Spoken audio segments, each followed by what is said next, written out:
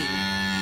What? See, that's it. You can hear his true voice. Sothot's destroyer of worlds, Baron breadcrumbs. The duck is really a void monster. I've covered this already. See, I've been proven correct. Oh, he's got a friend. Sweet. Congratulations to production for finding that sound, wherever it was. Beautiful stuff. I am inspired. Was that a cow? It was the voice of a monster. From beyond this world. Right, zooming in to this mid lane. Sahira onto the Syndrome, Muta onto his famous Orianna. Good first show against Vanir with it. Which has been permabanned ever since that infamous day one, week one performance, which was against Vanir, funnily enough. It was against them that Muta completely almost destroyed that first day for Vanir, and yet they leave that Orianna up again for him. Now, let's have a little bit of a look on both compositions because I find both of them to be extremely well-rounded when it comes to scaling towards the late game, when it comes to playing the front-to-back team fights. And to me, this is gonna come down to complete details for both of these guys. They've got disengaged tools, they've got engaged tools from both sides, they've got hyper-scaling carries towards the late game, unless Spiky goes towards the more of lethality build, because I do see also Hail of Blades on his side. But you also have Renekton to compensate for a lot of that AD damage that you could be missing, the consistent AD damage that you could be missing for Varus. On the other side, you've got an Aphelios, and then it's Orianna, the Syndra. Arguably, with the kit that Orianna provides you, with the big shockwave, with the shields, the speed ups, she scales better into later on team fights, right? Yeah. So, but I mean, you are into Hecarim and Ornn, though, who scale so well themselves. So here's my argument, right? Okay. After Tatui tries to get a level 1 solo Being obnoxious, yes. Yeah. So here's my argument here. I believe that Noodle has a very easy way down the backline of the sort of Singularity, but he's the only person that I see that has a very easy way to the backline. Last time, somebody tried to pull the trigger on a composition like this where only the Hecarim can dive in the backline. That was Kana, and it was played on a Monday. And he absolutely failed because it was a Trinity Force Hecarim that had to dive in alone. But in the end, because he had to dive in alone, he was playing more of a peeling Hecarim. But Trinity didn't help him peel because he died too quick. So I feel this. If this is a chem tank game, maybe that makes it easier. And of course, he does have Ornn will be throwing down a Forge God to back him up from a little bit of distance. But I grant you, it was actually Porp comes in for a level 2 gank. And tell me one game where Sahir hasn't gotten level 2 ganked.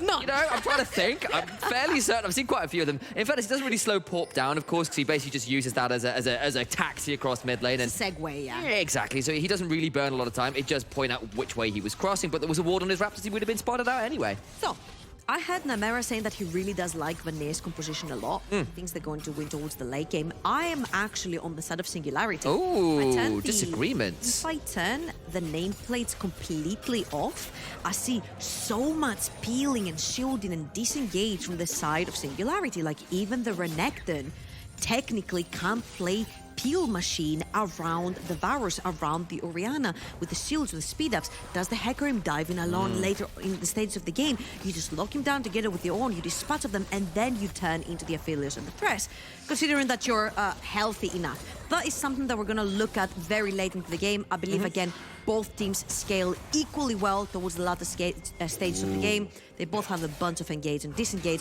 and it's all going to come down to pure execution. All right, well, slight disagreement on potential scaling options here between the two analysts around. I'll have to play mediator, I guess. We'll do what we can. We'll get them to do like a little fist fight afterwards about... See, I turned my nameplates off. Namera did not turn his No, he nameplates did not. off. And I do see the argument, because both of these teams definitely have ways to play late game. They've also got ways to make some things happen early, as Noodle is around. And remember, this guy is one of the premier early gankers in the league and does ward away Porp's attempt at making things happen. And remember, on the Monday, when Singularity did manage to get things rolling off with the Ivern in the jungle, it was Porp finding some early plays and not being read doing them, because that was the weakness in weeks past, where Singularity would go for plays, but everyone knew they were happening, and they'd get horribly punished for it. Yeah, and I'm not gonna lie, it's much easier to do it on an Ivern who pretty much just roams the map, doesn't get stuck on his jungle too much to try and Ooh, man, Quickset has to flash away there as a good engage from Yepe that isn't flayed away from, causes Quickset a lot of strife. Flash burned by him. It does come in trade for Yepe's Ignite, but you take that very happily as Bikey and Yepe down there. Yeah, and again, this is going to be most likely the Lethality Virus coming in for Spiky. And one of the premier abilities that the Lethality Virus gives you down the bot lane is due to the fact that you do go for that heavy Q. I'm completely blanked out here. The heavy Q upgrade. There you go. Thank you. I was thinking, like, where are you going with this? I'd love to answer your question. I have no idea. You push the lane really hard, Yes. and that means if Kevo doesn't have completely good weapon management and he doesn't have the Infernum up and available to deep push that means that the bot lane is going to be heavily pushed. And now, of course, with Quickset losing his flash, this is going to be much easier for Singularity to push, unless Ahira finds something. Double stun with a single orb. You love it, but he's just get Lantern back. There's the death sentence afterwards. Yepe's still pretty low and gets eviscerated by that unleashed power. The sun is set. Noodle's going to continue chasing forwards, rampaging away. The shockwave trying to disengage, but look how deep Noodle is. Gets another kill. Onslaught of shadows off the upgrade. Muta trying to flash away. They're now under towers. He does get out, but it's a flash burned. And Vanir absolutely level this. And honestly, I was not expecting Vanir to be able to pull that kind of stuff up early. Okay, hold on. I'm just going to turn my nameplates on real quick, because this is not going very well. Singularity right there, we're on a completely different page from each other. Yepe and Pop get caught, but Pop wants to run out while Yepe wants to still go in. And Vanir have, I would say, the stronger mid-jungle duo right there, with the Syndra really hurting level 6 with all of the spears. Smite, good timing. That got very close to being trouble for Noodle, who does manage to get out, and I will allow you to go back to what you were saying. I think this was a really good trigger pull from the side of Vanir. They know that they have the stronger mid-jungle duo, especially with Sahira hitting level 6, getting the double stun right there. And again, you see Pop and Yepe want to go in. Pop tries to dash in, but then Latan saves Sahira, and then half of the members of Singularity pull the let's get back, and half of the members of Singularity, meaning Yepe, chooses to go back in because he had no way out. So it was a little bit of a miscoordination right there. Muta ends up running out of mana as well, which means he was not much of help towards the latter stages of that fight. Pop and Yepe lose their life. That was some nasty stuff, because Noodle ended up by leveling up partway through the fight at 2 levels over Pop briefly there. And, you know, when they say wet noodle fight, they don't tend to mean wet with the blood of your enemies. That was some nasty, nasty stuff from this Hecarim, who has built up that shield, so it won't be chem tank. And I did also want to call this out before some of that action happened, that it is a Noon Quiver in Spiky's inventory. So even with the Halo Blades, does look like it will be on hit, not a lethality build from the Varus. I kind of like that, because assuming that this is going to be a Gale Force for the Varus, you're going to be able to dodge, skip, and jump around all of the skill shots that are coming your way. You've got the Ornhorn, you've got the Hecarim, you've got the Thresh Hooks, you've got Sahira Spheres, you've got everything pretty much flying your way. So having a second way of being able to avoid all that stuff is very crucial. Of course, on the lethality build, you do also have Edge of Night, which kind of acts like a Banshee, but I think Gale Force is going to be that much more crucial for them. Now, Paul, 2 levels down to Noodle. You called this pretty well. You have no ultimate. You have no point being there. Of the Forge God comes through. Death sentence onto Pop. He gets a smite to buy some time, but Noodle gets another, and the cavalry charge is just too strong. It breaks the ranks. They get the Herald, even considering they had Dominus to work with. But it's just a straight up, just an unfortunate call from Singularity. Level 5 on Pulp versus level 7 on Noodle. You called it. The Hecarim after that play for 2 levels up from his opposition. You have no reason to be in that river. You have not yet hit level 6, which is very crucial for Zinzao to pick up a little bit more time in these teamfights while he's invulnerable to people who are outside of his radius from the ultimate. And overall, again, Singularity with a very, very, very questionable call right there. I mean, your ADC is not even there. You see that the Varus started going towards the bottom of the map, going towards the top side of the map. And even though Taku is trying to help, Yepe is trying to help, Muta's trying to help, it's just ultimately it's like 2 levels different between the junglers. You have no reason to be in that river, and I think it was a good call turning my nameplates back on, because it looked like the Singularity we've known the entire split. Unfortunately so, and this is not what I was necessarily expecting, because I tend to, Xin Zhao is generally considered stronger earlier and a little bit more middle of the road later on in the game. Hecarim, you're waiting for that ultimate, you're waiting to get towards the mid game, your first item, and Noodle, Managed to get the first skirmish before he got level 6. Now 201, that 2 levels up. He is absolutely monstrously strong. Well. Yeah, he's got a Herald in inventory. This Hecarim is so dangerous right now. He even managed to pick up that first Drake, first Herald on the counter engage. You've got all items coming in the later this game goes as well. Yeah. Maybe you scale well both sides, but with this kind of advantage to begin with, Vanir doing exceptionally well right now. I think Pop needs to try and pull the trigger and possibly fast clear his jungle again to try and catch up as much as he can onto that experience and levels, because I understand that he's trying to mirror wherever Noodle is and try to counter gank on that Hecarim, but right now, it's all up to his laners to stay safe. It's all up to his laners putting down the vision, helping them get down the vision so they don't get ganked. They have a pretty good scaling team towards the latter stages of the game, so make sure that you stay healthy, you don't give Hecarim too many opportunities for ganks, and allow your Zinza to catch up to the game, because he's behind the curve. Very massively behind. Yeah. 30, we mentioned 30 CS. He's a level and a half behind. He does have his ultimate up and available right now, and he's looking maybe for an opportunity up the top side of the map. I just don't think there's anything to be found where Nile is. He's going to be so hard to gang. He's got Flash, he's got Call of the Forge, there's little to be found. And I know you don't really want to fight for this dragon right now, being as far behind as you are against the Herald and the rest of it. But I'm not sure that spending all that time looking for a gank that's unlikely to pull off is the call. They're still going to go for it. He's going to be on visions. They know this is happening. And all the while, Vanir have moved down towards the bot side of the map. Nile will get engaged on. There's the Audacious Charge. Wind becomes lightning. And maybe they might be able to pull this off. There's the Flash for the 3 Talon Strike. Can't quite secure it because Tatooine can't follow up himself. I'm speechless. Feels a bit desperate to me. We just mentioned how the laners need to buy some time for the Zinzao to catch back up. But not only is that not buying them time for him to play over-aggressive towards an Ornn who has already Bramble Vest, who's got so much armor on him, who's got so much HP components in his inventory, and he's generally going to stay alive, also having the Flash, also having the Ornn Horn. The only thing that this is doing right now is putting Vanir further and further ahead, because seeing Zinza on one side of the map, they're just pulling the trigger all over the place. Spiky knew that he was playing all on the bot side of the map. That means he loses his entire tower. That is, of course, pre-minute 14. That means that Kevos Aphelios is gonna cash in on every single tower plating down that bot side of the map. They also put down the Rift Tower, which means even more money there. They also got the second dragon of the game, which means in 22 minutes into the game-ish, we're gonna be talking about Soul for the side of Vanir. Now, yes. Taking a look also into the inventory, the Aphelios, Gale Force, completed. It's going to be that much harder to connect any spell to that Aphelios, also being protected by the Cleanse, Flash, and the Thresh. So it makes the job of Pope that much harder, who is 40 CS behind us. And it's just so, and like, I understand that you're looking for plays. I understand that actually did give Tatooine a number of plates, a bit of advantage topside, but Renekton getting 3 plates versus Aphelios getting 5 versus falling down this far in CS,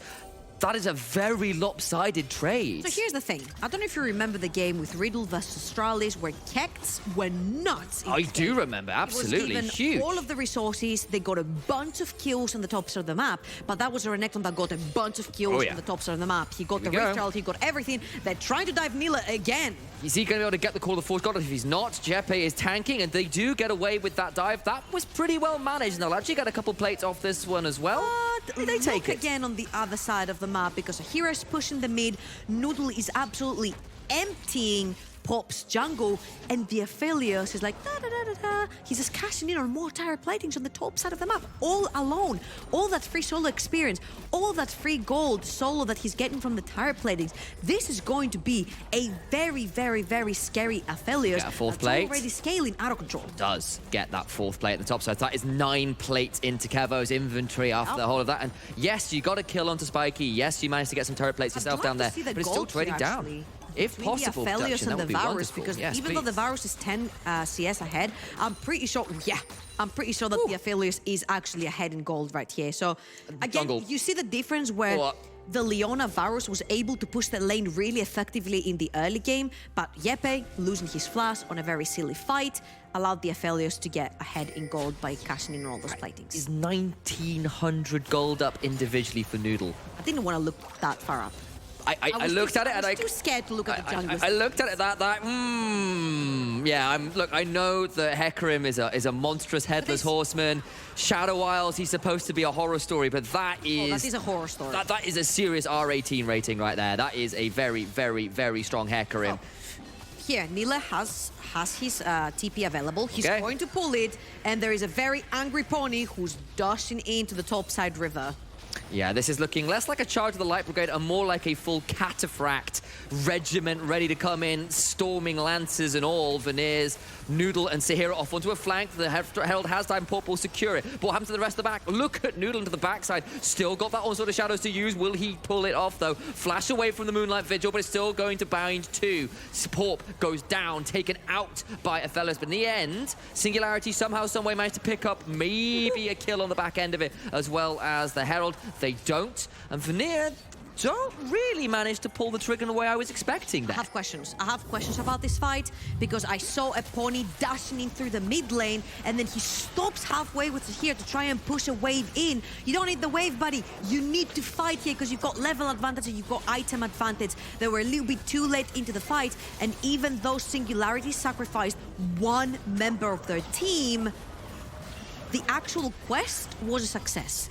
And they managed to bank in the reward of that quest, which is the second Rift Trail, which will hopefully allow them to get that mid lane tower that they really, really need. And it might, and now that you're kind of at this sort of mid-game portion before second items are completed, yes, you're still down components, but you can fight on slightly more even footing come this next dragon in 40 seconds, because there won't really be that many second items. And there might be a chance. Strat. I like that. See? And now you've got this Herald as well. There is a way you can play for this and buy some space. They get a flash in topside as well. That's a big deal. That is great, because the Syndra is really hard to play when you're flashless. You're completely immobile, and once you get caught off guard by a Renekton or a ball from the Orianna, you can't necessarily play the game very easily. And with the Dragon coming through, you're gonna have to walk through these choke points to go down that bot side river. So maybe Sahira would be the target for Singularity. And I really like your point. I've made it plenty of times. When you have completed your mythic and your opponent team is ahead, try to fight them at that 1.5 item deficit when they haven't necessarily completed the second item and they just have a bunch of components there, especially if your team is doing pretty well with the first mythic item complete. I think Gold Drinker or both your Renekton and your Zinzao deems them extremely tanky to try and take this fight. Your Orianna will be more than happy having the Ludens and poking away with the ball, but somebody's too late to the party. People did not read their invitations just in time, and that will mean soul point for Vanir. And that's what Singularity gave in trade. They said, we want the gold now, we don't want to take the fight. And instead, they do go down soul point at this point. They had Renekton teleport, Sahira was back in base, no teleport, that means the Syndra would not be there. That would technically be a 4 versus 5 in favor of Singularity. But yet again, we've talked about the decision-making so many times in Singularity. It feels like it's just so split, where half of the members want to do something, half the members trying to do something else, and it has just never clicked. And here it really shows. Vanir have a very clear plan. They've gotten the Hecarim ahead. Oh, and Lord. They've been abusing it 3 items. Sorry, that's 3 levels difference right now for Noodle. Never mind the items. It's feeling like it might be soon. There's the onslaught of shadows that will force Porp to flash. Noodle will take the lantern out, and he'll take that flash away from the jungler. Noodle running over this game, metaphorically and quite literally, considering the champion he's playing. He's running away with the game, and he's running over any opponent that he sees in the game with the Hecarim. Again, this was the name of the game, right? Try to be proactive with the Zinzao. It did not work. Noodle is running over with the game. He doesn't have the ultimate here, though. It's just not that tanky as Sahira gets a 2-man stun to prevent too much of a follow-up. It's a 4v2. And Noodle is still going to get out. He's got a devastating charge. He turns back around. You're 2v3. So much damage. The ensemble... I forget the name of it. The Sahira's ultimate. Unleashed power, that's what I was looking for, was blocked by Porp's ultimate, and Noodle did get shut down. My words were lost to me, but Singularity actually managed to pull it off, considering Vanir got just a little overconfident in that play. That was 4 members from the sort of Singularity, and it took Noodle to not have ultimate to be able to pin him down. You see that Sahira has tried his hardest to keep his opponents away, but honestly, Noodle...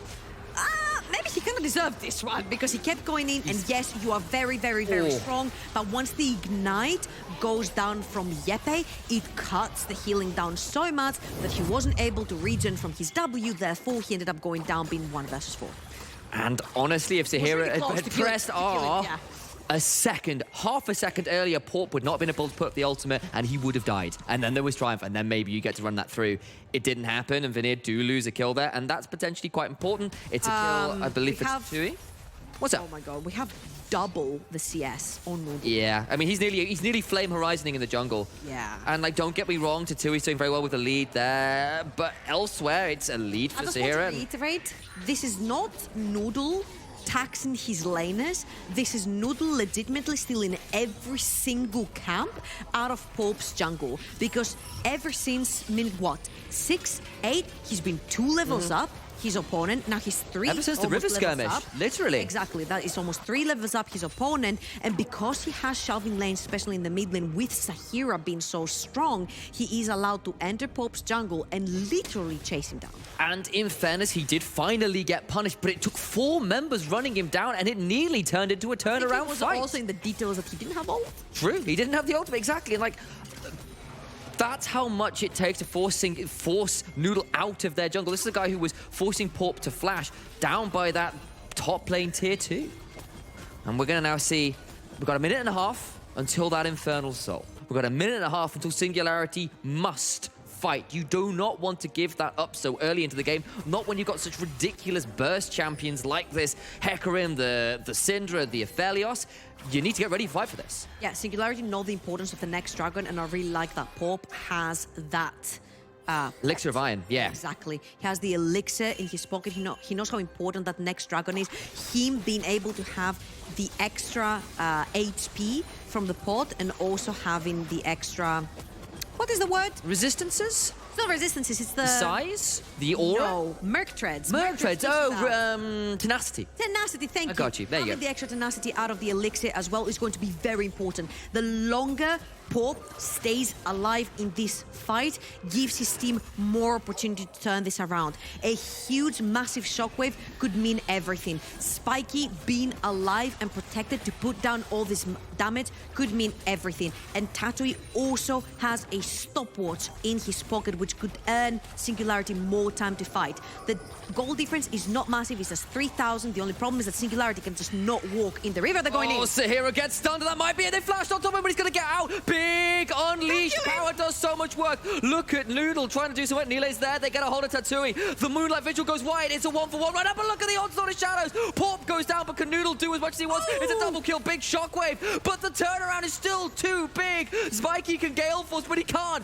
outrun the cavalry. The thunderous beat of the hooves will run him into the ground. It is an ace for 1. Vanir will claim soul. How in the world did Sahira survive this? I thought this was so creative coming in from Singularity. Yepe had a fantastic flank, but at the end of the day, you see how a sliver of health and a sliver of an item extra can win you these games. Tatui, Yepe with a fantastic flank again onto Sahira, and whilst Tatui is trying to kill him, you see how well Noodle and Kevo are trying to keep the crocodile away from Sahira. And even though Spiky is trying his hardest to put the damage down together with Muta, Muta gets caught by a beautiful death sentence from the side of Quickset, and once Muta is down, there is no protection anymore for Spiky. He also gets run down. So yet again, you see how important it is to be ahead even with a sliver of HP. Even with like a ruby crystal, it means a lot right there. But again,